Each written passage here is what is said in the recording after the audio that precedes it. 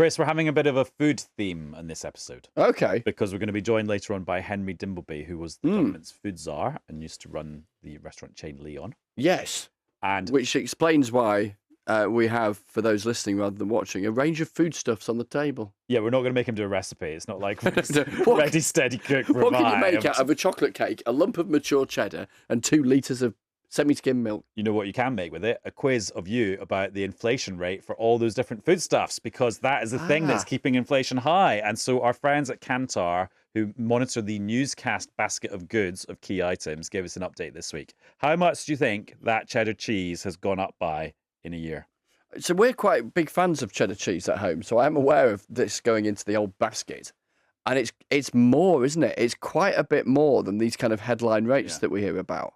30%. Blimey. In a year.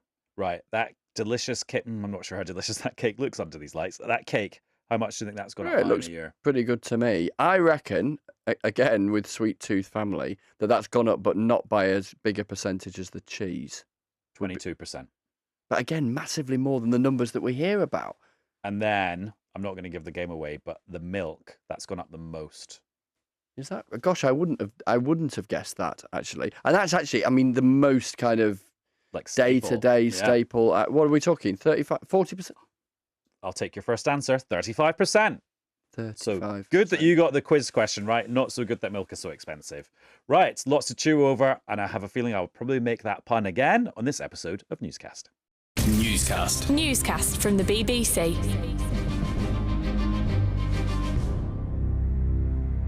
Hello, it's Adam in the studio. And Chris in the studio. And we have got so much news to chew over, lots of things happening in Westminster at the moment. But the big thing that happened on Thursday was the government updating its strategy for getting to net zero carbon emissions by 2050, which they marked by releasing pages and pages and pages and pages and pages and pages and pages and more pages of documents with all sorts of charts and dates and pledges and consultations. So we'll talk about that. And the way Rishi Sunak marked it was by saying this on a visit to Oxfordshire. We've decarbonised faster than any other major economy. Our carbon emissions have been reduced by over 40%, much more than all the other countries that we compete with. At the same time, we've grown our economy.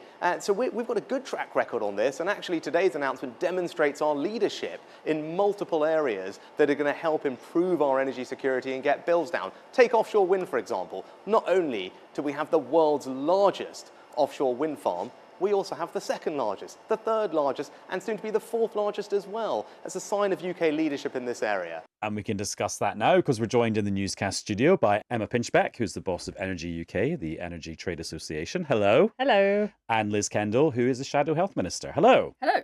Right. So, Emma, did you read all 1,000 pages of net zero stuff we got from the government today? Yes, I read all of it in detail. No, I didn't, but I have a really smart team of people who have read all of it. And it's actually 2,800 pages, so more and more has come out. And because I suppose the thing to say about this is the government didn't do this just out of the goodness of their heart today. No, they were made to do it somewhat. Yeah. So they had to respond to a court case brought by Client Earth and Friends of the Earth that said the government wasn't meeting its own legally binding carbon targets and that they needed to publish more policy to show that they were closing the gap. And they had to do that by the end of March. So there's that going on. And then they've wrapped in some other stuff to do with energy security.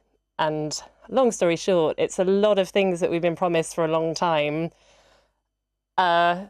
including consultations, so that sort of punt the eventual decisions further down the road. So it's good they're doing it. We're not yet clear on how revolutionary it's going to be. I mean, I didn't flick through all 2,800 pages, but I did have a look at some various bits of it. To me, the bit that really seemed the most kind of like consumer focusing that maybe we would notice is the stuff about getting people away from gas boilers and making all our homes all electric, that's a big change. There are some sneaky transformative things in it if you read the subtext. So not what the government has put out on the surface, but actually reading between the lines of some of the detail.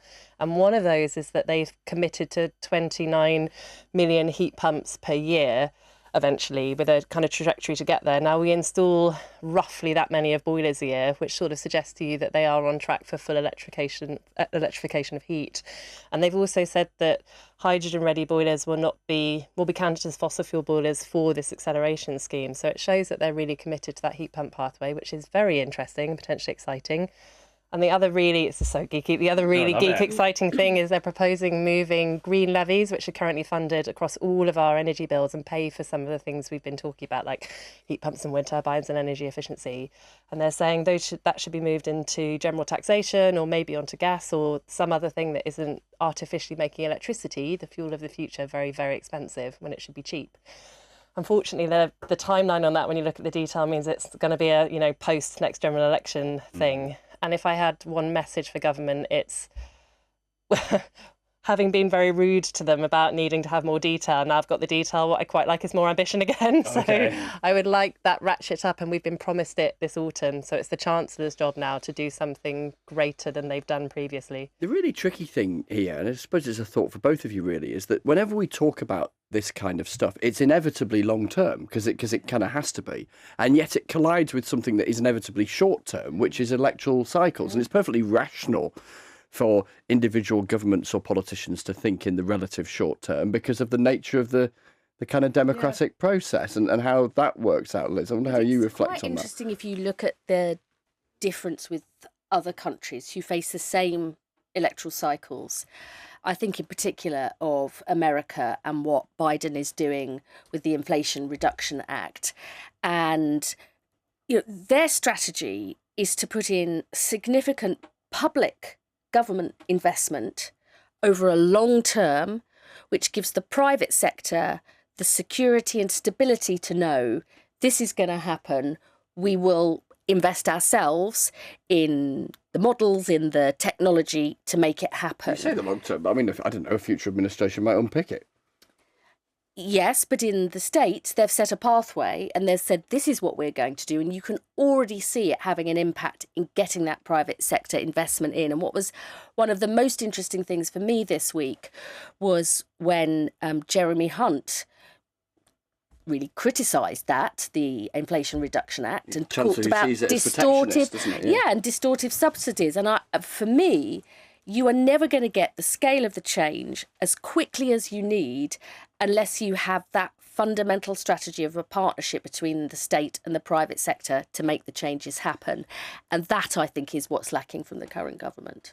Emma, what I thought was interesting when you read all these documents is it's not really pitched as we're going to get to net zero. That's a good thing. It's pitched as, oh, these are all ways that will lower your electricity bills because of that terrible cost of living crisis we've had.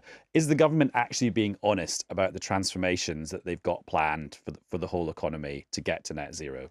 So a really good question. And I'm torn about this one because I'm in this job rather than still with WWF, which is where I used to work, or in the environmental movement, talking about climate change often, because there was such resistance to government about what that involved, and they used to label it as a cost. They only saw the cost, and it was a cost for climate, which they didn't fully grapple with. This is about an investment for domestic, cheap, clean sources of power and technologies that will improve people's lives. It's about making buildings warmer and more efficient. It's about reducing our dependence on Russia. It's broad social and economic goals, which the government really does understand across the cabinet table. And so in some ways, I don't mind it being labelled as energy security because it is, or cheap energy because it is. I do somewhat worry that they miss the scale of the impacts of climate change. When you think about the 40-degree heat wave last summer, you think about flooding or fires or even increased asthma rates from poor air quality. There are cross-economy impacts from not doing anything on climate change and not talking about it and not making that case to the public. So I don't know. That was a long way of saying, I guess I don't care what they call it. I care about them doing it. And doing it maybe a bit quicker than they're promising. I went for a walk on the Kent coast at the weekend, and it's the first time I'd looked at an ordnance survey map for a very long time. I'm not like an outdoorsy person like you. And you just see it's like offshore wind farm. The wind farm the icons are just all over it. And I was like, wow, this enormous thing has happened without any of us really seeing it. Do you think we're going to have onshore wind, so wind turbines that people can see from the road? My old boss had this phrase about us needing every tool in the box, which I really love, and it's true. And there are some things that are certain about this journey. We will need offshore wind. We will need electric vehicles. We will need to electrify most of heat. And then there are kind of uncertainties. You know, in power, there's 20% of the electricity mix we're not sure how we'll do. As in, is it gas? Is it nuclear? Is it CCUS? Is it onshore wind? But Carbon capture, use carbon capture, utilization and storage. But it's very, very silly to rule out the cheapest form of electricity generation that we have in this country, and a green one, and onshore wind and energy efficiency that were cut in 2015 would be reducing our bills to the tune of at least 100 quid now. And they were cut for political reasons. They were cut, Chris, you remember, all the green crap stuff. Isn't the issue, though, that people are in favour of onshore wind as long as they can't see it out their own bedroom window? No, not anymore. And it's because the economics has changed, I think. And also climate impacts maybe are more real for people. And I think renewables, perhaps because of offshore wind, are much more part of the national But the opposition psyche. from some Conservatives doesn't come from nowhere, does it? It comes from a desire that they don't want to see it in their own neck of the woods. There's been really good polling, not least by Onward and some of the Conservative environmental groups on exactly this. And there is a big gap between constituency MPs' understanding of how people feel and then how they actually feel. And the most important thing for the Conservatives at the moment. So they're irrational, are they? They're I think it came from very activist members, 10, 12 years ago.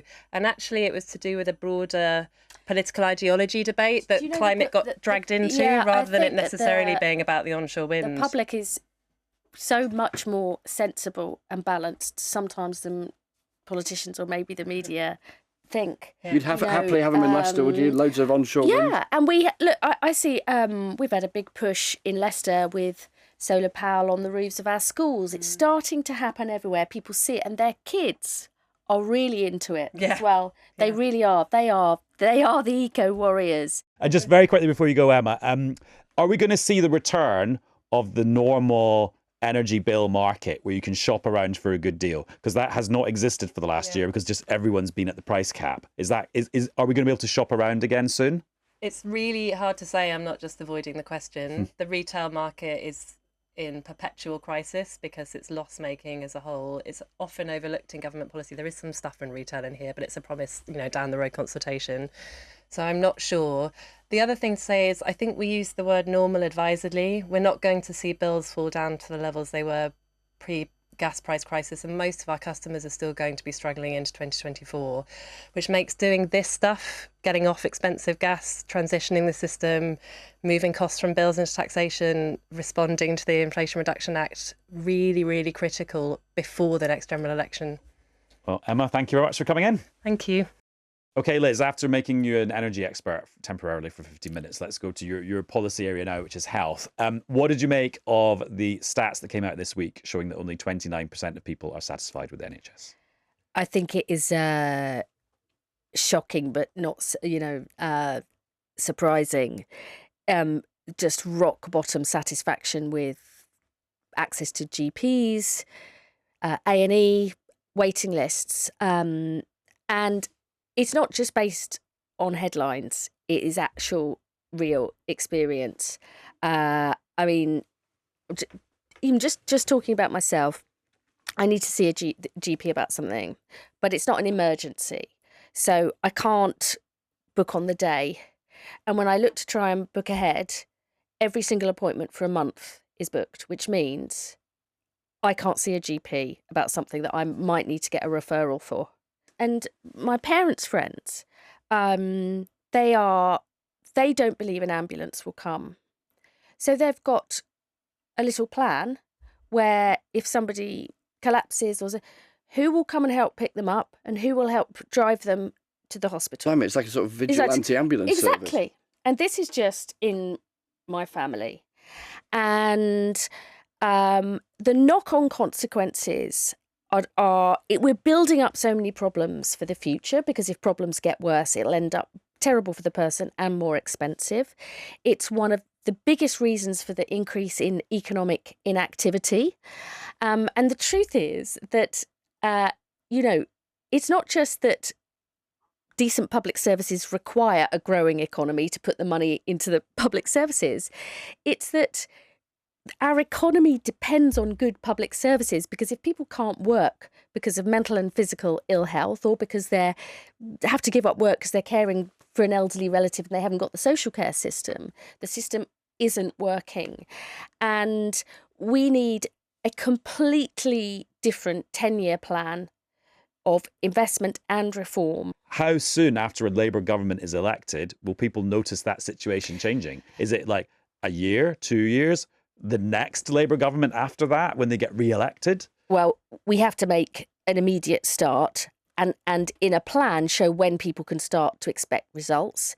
One of the things we said that we would do to try and make a more immediate impact was actually sort out the doctor's pension scheme, which the government told us was not affordable and then did it for everybody, which we think was the wrong approach. But it's also about the changes. It seems to me to be crazy that you've got local councils are responsible for the social care, which you need to keep people at home.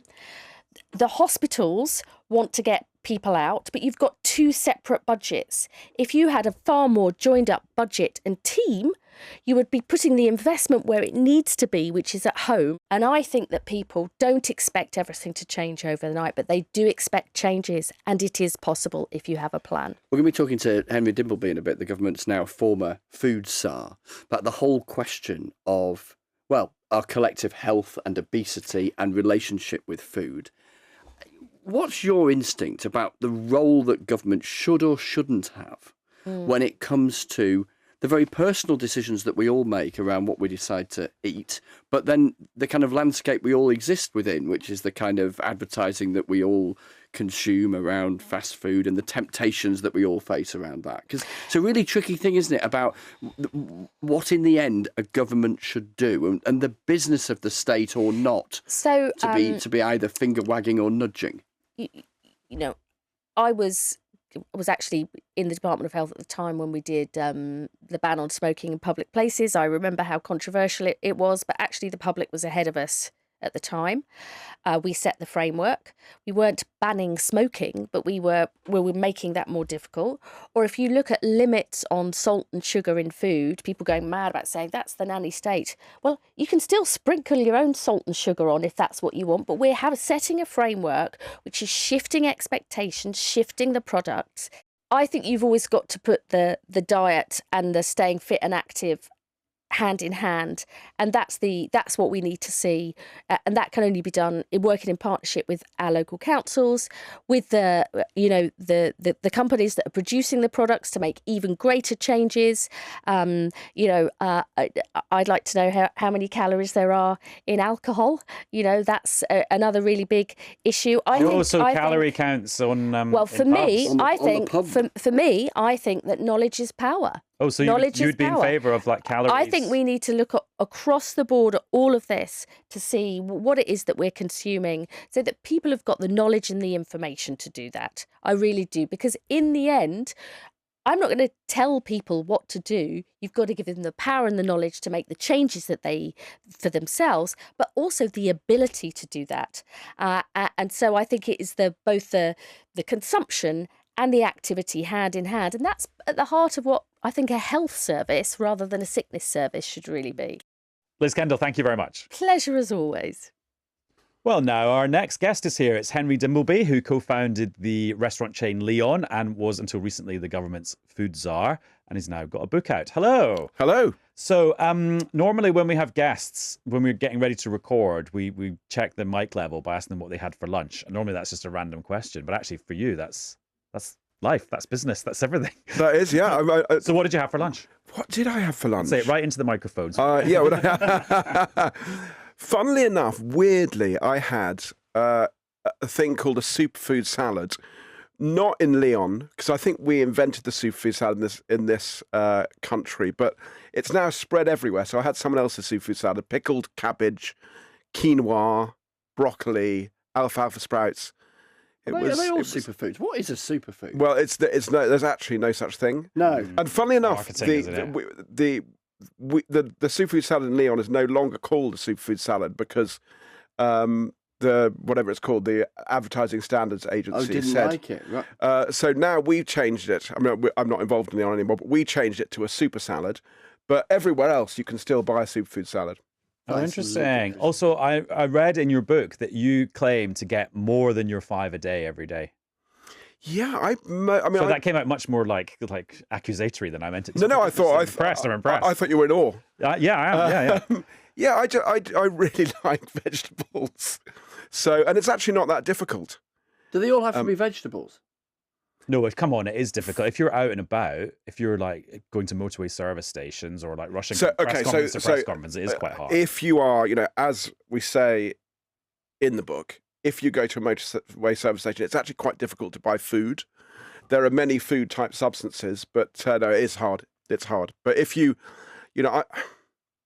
I had sauerkraut for breakfast today. For breakfast. Now we're getting to the revelations. Because I was about to ask you on the whole vegetable thing, because a lot of people say on the 5 a day it should lean in a vegetable rather than the fruit direction, and you can chop your banana onto your Cocoa Pops or whatever, but it's banana and it's not a vegetable. Sauerkraut for breakfast. I mean, was there nothing else in the fridge? I am obsessed by ferments. But I suppose that one of the other big points you make in the book, though, is that the system we've arrived at for getting our food makes it really easy to get a really unhealthy, high-fat, high-sugar thing, but it makes it much harder and more expensive to get, like a lovely bowl of sauerkraut, which would be better for you. Yeah, I mean, the reason for writing the book, in fact, the reason for leaving government, so I could talk about this, is we are marching towards, in 10 years' time, whichever party is in power, they're going to be dealing with the problems that our food system is creating today.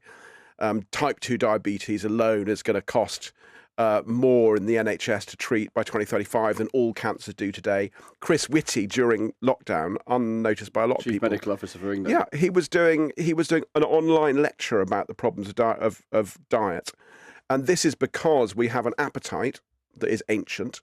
The amygdala, which is a part of the brain that controls our appetite, first evolved in a prehistoric marine worm, so it's been around for a long time, and it loves the kind of food that the food industry throw at us, and that vicious cycle between our appetite and the commercial and censored food companies needs to be broken. Otherwise, we are going to be, as the famous phrase goes, a state attached to the NHS rather than an NHS serving citizens. You talked about leaving government, and it's kind of no secret that you're a bit disappointed about what the government has or hasn't done with the findings of your big food investigation that you did. I saw that the Financial Times called your book Ravenous, your revenge book.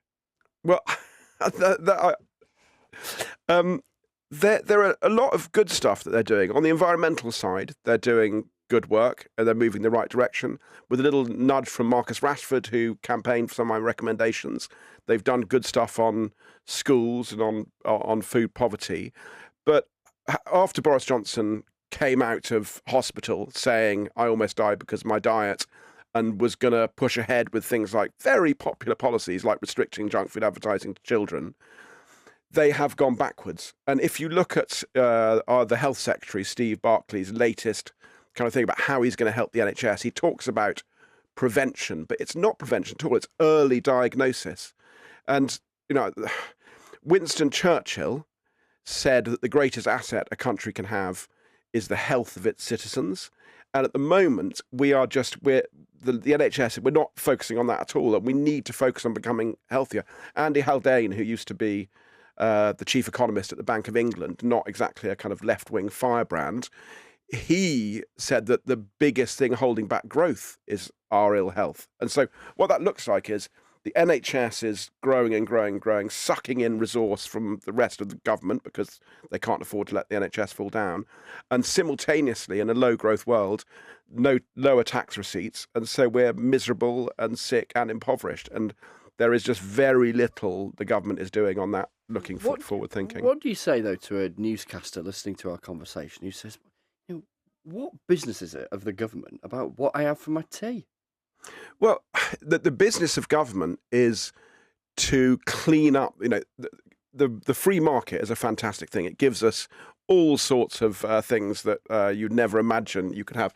I mean, I wouldn't imagine a planned economy. You'd have a newscast mug, and who would decide? What if it was planned by us? Who would decide? Everyone would have one. Who would decide what ink you could have on it? Yeah. But it does it does create dirt. Economists views externalities, and it is absolutely the job of government to make sure that the NHS doesn't collapse and that the commercial incentives of food companies don't make us an impoverished country, and to cut into that. They're not going to tell you what to eat, but they're going to do things like restricting, or they should be doing things like restricting advertising, restricting bog-offs, so that at least it makes it easier for most people to live a healthy life. And actually, the government's got this wrong. So they think, oh, nanny state, people don't want to be told what to do. The red wall, we mustn't upset them, whatever that is. Actually, we did focus groups and quantitative research all around the country on health. People are absolutely desperate for the government to intervene. They're fed up with having to protect their children from this stuff. You say in the book that when you were doing the research for the food strategy, you spoke to lots of CEOs of food companies. You said they were actually crying out for more legislation and restrictions on their business. Well, I was quite surprised by. Not publicly. Right. So what they will say is, I cannot do this on my own. They will say, if I don't, and this is right. They need a level playing field. Yeah, we call it the junk food cycle. They're as trapped in it as we are. So they say, if I don't do it, someone else will. But if they call for that publicly, literally they will be fired. If they say we want more restriction, they'll be fired. And if they pull out unilaterally, their profits will collapse and they'll be fired. So there's one CEO that I can think of now, former CEO of Greggs, who called out for it publicly, who said we need intervention. What do you think about the NHS getting ready, or already prescribing, but getting ready to do it in a bigger way, these new anti-appetite drugs? So semaglutide, which is the first. Which lots of celebs are on in Hollywood, we hear. There are a bunch coming up. That's just the first. And so it is a vicious feedback loop, and it's between appetite and the commercial incentive of companies. And in the food strategy, I talked a lot about how you change the commercial incentive of companies. If you are not up for that, you can obviously tackle appetite. And that's what these drugs do. They make people less hungry. And for someone who is over 35 BMI, which is severely obese, and has struggled all their life with weight, and it's made them miserable and they're unhealthy, they are a good option. You know, someone who was on them said to me, you know, the world is a depressing place and people take antidepressants. I find it hard to stay a healthy weight, so why shouldn't I take these drugs? And I would say, if you're that person, go to your GP. The NHS has now, you know, they can prescribe them. One last question on this area. My phone is now full of loyalty apps for various high street food retailers. And if I spend enough in shop X, I might get like a free biscuit or a free sandwich in about 4 years' time. Do you think that those loyalty schemes should go? Well, if you get a free biscuit in 4 years' time, it's probably not going to make you very obese. But there are things. But it will encourage me to buy and eat more biscuits. Yes, it will. And 160. So there's a thing called expandability. So when you're a young marketeer, you are taught some products, if we buy more of them, we eat more of them. Whereas some products, if you do a bog off, I'll keep them and eat the same amount. And the amount more you eat is called expandability. And chocolate, for example, has an expandability of 93%, meaning that if you get a buy one, get one free on chocolate, you'll eat almost twice as much chocolate. And so if you look at those offers, they are very specifically, scientifically focused on the things that you're going to eat more of. That's why they do them. And yes, there should be restrictions on those things.